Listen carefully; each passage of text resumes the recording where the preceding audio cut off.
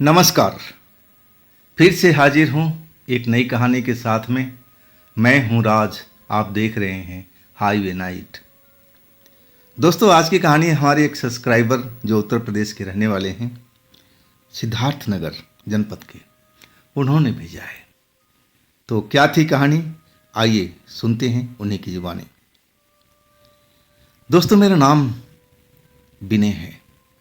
ये जो कहानी हमें बताए हैं मेरे पापा ने। पापा 2019 में आप स्वर्ग को सिधार गए हैं।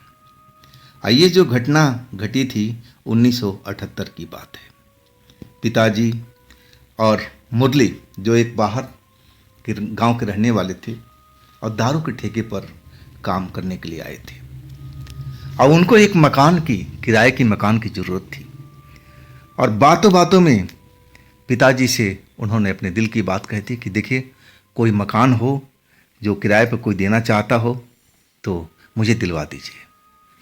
मैं अब इसी ठेके पर रात को सोता हूँ और मैं चाहता हूँ कि मैं अपना परिवार लेकर इस जगह पर आ जाऊँ, लेकिन मकान मिले तब ना।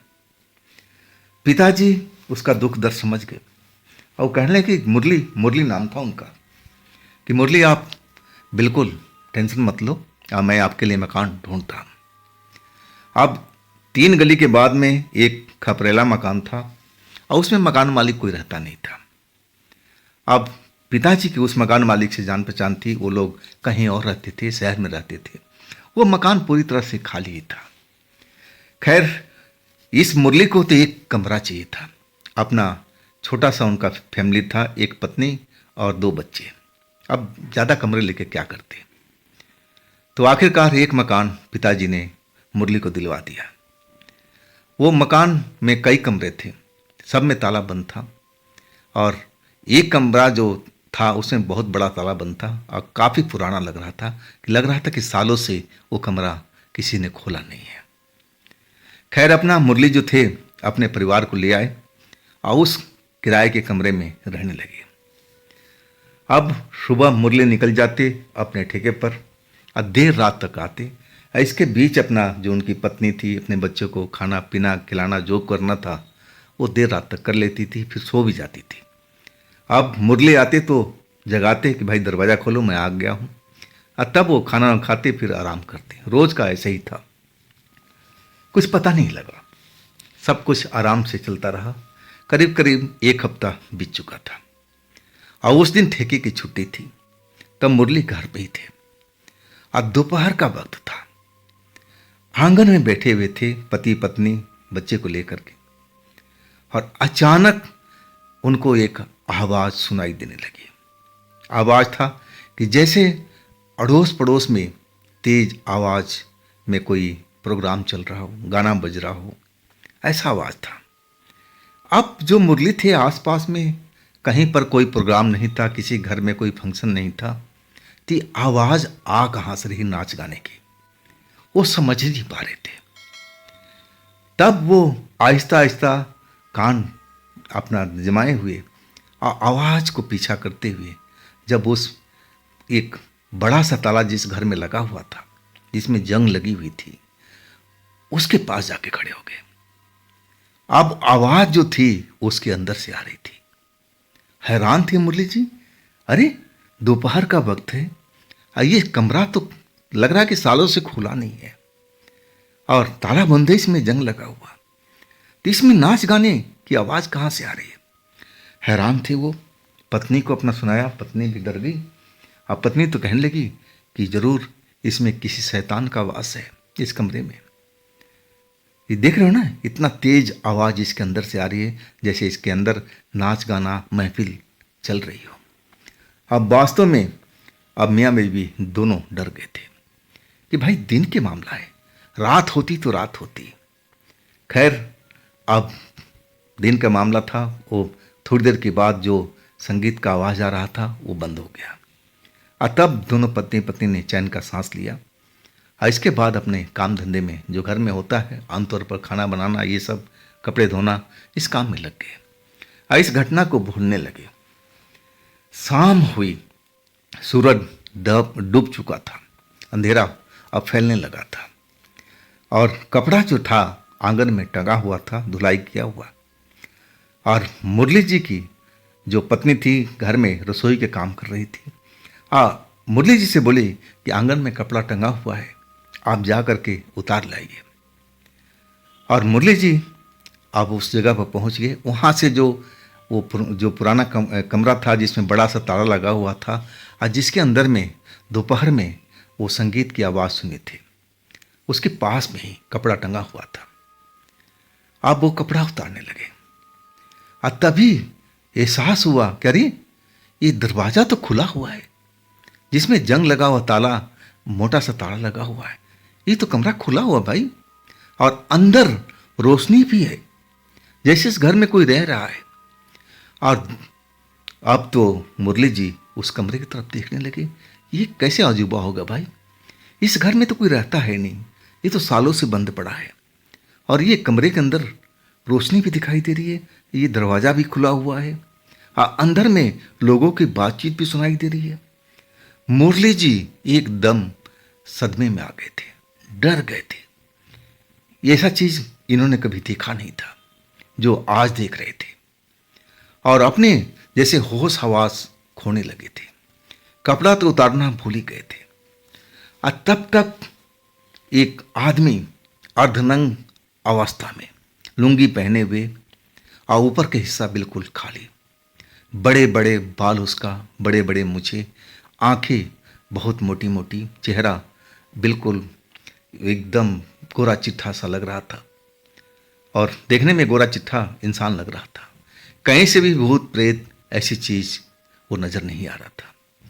और वो आया और पास में एक चारपाई बिछी हुई थी। जो चारपाई थी वो शायद मुरली जी की थी, और उस चारपाई पर आकर के वो बैठ गया। और उसके हाथ में एक नंगी तलवार, खुली हुई चमचमाती तलवार अपने पास में रखा हुआ था। अब वो घूर करके मुरली जी की तरफ देख रहा था। मुरली जी को तो खून ही सूख गया था देख करके कि भाई क्या है ये क्या हो रहा है मेरे साथ में, ये मैं क्या देख रहा हूँ। ये घर जो लग रहा था कि सालों से बंद है, और अचानक इस घर में से ये इंसान निकल रहा है, और वो भी इतना लंबा तगड़ा। हैरत वाली बात है। मुरली जी उसको देख करके तो एकदम खौफ में थे, सारा बदन कांप रहा था। कपड़ा जो उतारने आए थे अब वो भूल चुके थे, और वो इंसान अब मुरली जी को घूर रहा था। और घूरते हुए भारी आवाज़ में बोला, इस मकान को छोड़ करके अब तुम चले जाओ, ये मकान मेरा है, और तुम दारू बेचने वाले लोग हो, तुम्हारी हिम्मत कैसी हुई यहाँ पर आने की। अभी भी तुम्हारे पास वक्त है, तुम इस मकान को खाली कर दो और यहाँ से चले जाओ। और इसके बाद वो इंसान फटाक से चारपाई से उठा, तलवार अपनी पकड़ी। तो मुरली जी और डर गए, कहीं उनका वध करने तो नहीं आ रहा है। लेकिन वो मुरली जी की तरफ देखा नहीं, उसी दरवाजे में चला गया, और वो दरवाज़ा खटाक से बंद हो गया। आप मुरली जी तो लगा कि बेहोश होकर के गिर जाएंगे ये सब नज़ारा देख करके। अब वो देखते हैं तो जैसे पहले पुराना ताला लगा हुआ था उस दरवाजे पर लगा हुआ है, और वो रोशनी उस कमरे से अब गायब हो चुकी है। सन्नाटा पसरा हुआ उस कमरे में। मुरली जी को लगा कि कोई मैंने भयानक सपना देखा है। ऐसा कैसे हो सकता है भाई, जिस घर में कोई रहता नहीं हो और अचानक वो घर खुल जाता है, उसमें से लंबा चौड़ा तलवार लिए आदमी निकलता है, लंबे लंबे बाल, चेहरा रौबदार। ये कैसे हो सकता है? जरूर मेरी आंखों का भ्रम है, ये भ्रम ही हो सकता है। ऐसा आज के इस टाइम में, युग में संभव है। खैर, आप सदमे से बाहर निकले, कपड़ा उतारा और पत्नी के पास पहुंची। अभी भी उनके चेहरे से पसीना निकल रहा था। पत्नी बोली, ये क्या हो गया, आप पसीने से नहाए हुए हो, क्या बात हो गई? लेकिन अपने पत्नी को मुरली डराना नहीं चाहते थे। वो बिल्कुल नहीं उस बात को बताए। उनको लगा कि जो कुछ मैंने देखा है ना, ये ख्वाब है, मेरे दिमाग का भ्रम है, ऐसा कुछ भी नहीं इस घर में। अगर होता तो अभी भी दरवाज़ा खुला होता, उसमें रोशनी होती, लेकिन वो तो पहले की माफिक है। जरूर मेरे ये भरम ही है और कुछ नहीं है। अब वो बात को टाल गए कि ऐसा कुछ नहीं है, मैं बस ऐसे ही पसीने में नहा गया था और कोई बात नहीं है। झूठ झूठ बोल दिए मुरली जी और एक तरह से मामला रफा दफा हो गया। अब अगले दिन फिर अपना काम पर मुरली जी सुबह उठ करके अपना दारू का ठेका जहाँ नौकरी करते थे चले गए। और पत्नी तो सुबह ही अपना खाना पीना बना करके आंगन में निकलती नहीं थी। अपना कमरे में बच्चों को समेट करके अपना सुलाना, उसके साथ टाइम पास करना, बहुत कम ही बाहर निकलती थी। रात को जब उसके पति आते थे, दरवाज़ा पीटते थे कि हाँ मैं आ गया हूँ, और तब दरवाज़ा खोलती थी। तो उसको वो चीज़ नज़र नहीं आया जो मुरली जी को नज़र आया था। उनकी मुरली जी की पत्नी को ऐसा कुछ नज़र नहीं आया। अब मुरली जी जब रात को दारू के दुकान से आए, जब उनकी ड्यूटी ख़त्म हो गई, आज जब दरवाज़ा पर दस्तक देने लगे तो देखे कि वही इंसान अब उनके बगल में थोड़ी ही दूरी पर खड़ा दिखाई दे रहा है। और वैसे ही वेशभूषा, लुंगी पहने हुए, शरीर हट्टा कट्ठा, हाथ में नंगी तलवार लिए हुए, अब मुरली जी को घूर रहा है। अब फिर दरवाज़ा तो पीट चुके थे मुरली जी, कभी भी उनकी पत्नी दरवाज़ा खोल सकती थी, जाग गई थी। और तब तक इंसान जो था फुसफुसाते हुए बोलने लगा कि मैंने तुझे बोला था ना कि इस मकान को खाली कर दे, तो अभी तक यहीं पर है। ये मकान मेरा है, मैं यहाँ पर रहता हूँ और मैं किसी दारू वालों को यहाँ पर देखना नहीं चाहता। जितना जल्दी हो सके इस मकान को तू खाली कर दे, इसी में तेरा भलाई है, नहीं तो तेरा सब मैं सर्वनाश कर दूंगा। तेरे बाल बच्चे को काट कर किसी तलवार से फेंक दूंगा, तुझे भी मार दूंगा। जितना जल्दी हो सके इस घर को खाली कर। और तब तक खटाक से दरवाज़ा खोला, पत्नी ने दरवाज़ा खोला और वो इंसान एकदम गायब। मुरली जी थर थर काँप रहे थे। पत्नी देखी तो चौंक गई, अरे आप कैसे काँप रहे हो जी, क्या हो गया? मुरली जी कुछ बोले तब ना। अब तो डर के मारे आंखें फैली हुई, बदन पूरा थर थर सूखे पत्ते की तरह काँप रहा है। पत्नी पहुंच गई, अब संभालने लगी, आप अंदर आ जाइए, आप अंदर आ जाइए, क्या हो गया आपको, ऐसा क्यों कर रहे हैं, क्या कैसे कैसे क्या हो गया, सवाल पर सवाल पूछने लगी। लेकिन मुरली जी कोई जवाब नहीं दे रहे थे, इतना डर चुके थे, इतने खौफ में आ गए थे उस इंसान को दूसरी बार देख करके। और तब उनको लगा कि ये कोई ख्वाब नहीं, ये कोई ड्रीम नहीं है, मेरे आंखों का भरम नहीं है, जो कुछ देखा है सब कुछ रियलिटी है। वो इंसान मुझे इस घर में देखना नहीं चाहता, पसंद नहीं करता। अगर हम लोग अगर रुके ना तो जो कह रहा है वो हमारे साथ कर सकता है। किसी तरह से वो लोग रात भर उस घर में रहे और अपनी पत्नी को अभी भी नहीं बताए कि उन्होंने क्या देखा था, नहीं तो पत्नी डर जाती। ऐसा मुरली जी नहीं चाहते थे। आखिरकार जैसे तैसे सुबह हुई डर करके। अब सुबह होते ही मुरली जी मेरे पापा के पास पहुंच गए और कहने लगे, भाई साहब कि आपने जो घर दिलवाया है वो तो हमारी जान ले लेगा। पापा चौंके, पूछने लगे, ऐसा क्या हो गया भाई? तब मुरली जी ने पूरी कहानी बताई कि ये मेरे साथ में ऐसा हो रहा है, उस इंसान ने तो मुझे वार्निंग दे रखा है कि अगर तुमने जल्दी से जल्दी इस मकान को खाली नहीं किया तो मैं तुम्हारे परिवार को तहस नहस कर दूंगा, तुम्हें भी मार दूंगा। आप बताओ भाई साहब मैं क्या करूं? पापा इन चीज़ों पर यकीन नहीं करते थे। वो बोले, आओ मैं देखता हूँ। अब इसके बाद पापा भी चल पड़े उस घर में और मुरली जी भी घर में आए। अब जिस कमरे की तरफ मुरली जी ने इशारा किया था कि ये वही कमरा है, इसमें मोटा ताला लगा हुआ है, देखिए जंग लगा हुआ है।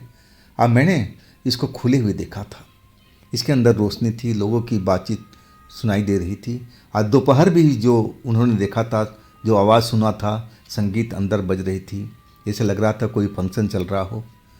अब मुरली जी जो बोले पापा विश्वास ही नहीं कर पाए थे। लेकिन जब विश्वास उनको हुआ, जब उस दरवाजे के पास पहुँचे तो जैसे मुरली जी ने बताया था उसके अंदर में वैसे ही गाने बजाने का आवाज़ आ रहा था। हूबहू जैसे मुरली जी ने बताया था। अब पापा वाकई में मानना पड़ा कि हाँ, इस घर में कुछ चल रहा है। ये घर इंसानों को रहने लायक नहीं है इस वक्त में। और आखिरकार मेरे पापा ने देरी नहीं किया, उस घर को खाली करा करके और दूसरे घर में, किसी और के घर में मुरली जी को शिफ्ट कराया। और तब जा कर के मुरली जी के परिवार शांति से रहने लगा। हाँ, ये घर बाद में कोई नहीं आया रहने के लिए, और कोई आता भी ना तो ज़्यादा दिन रुक नहीं पाता था। वैसे बाहर के लोग आया करते थे, और कोई परदेसी हो गया, कोई अलग कोई काम करने आता था, कुछ दिन के मकान किराए पर लेता था, लेकिन वो एक दिन में ही उस घर को छोड़ के भाग जाता था। जैसे ही रात होती थी और अगले दिन सुबह वो घर को छोड़ देता। आखिरकार मकान मालिक उस घर को अब तुड़वा दिया है। अब तुड़वा करके पूजा पाठ करवाया गया, और उसके बाद नया घर, नया मकान अब बन चुका है।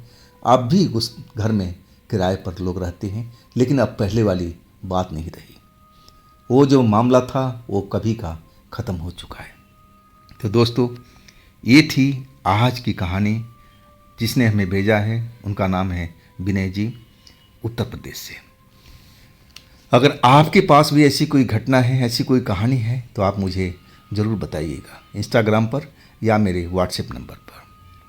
और इस चैनल को भी अपना प्यार दीजिए, लाइक कीजिए, सब्सक्राइब कीजिए, शेयर कीजिए। और फिर हम मिलते हैं अगले रोज़ एक ऐसी ही रोचक घटना, ऐसी ही कहानी में। आप लोग अपना ख्याल रखिएगा। नमस्कार।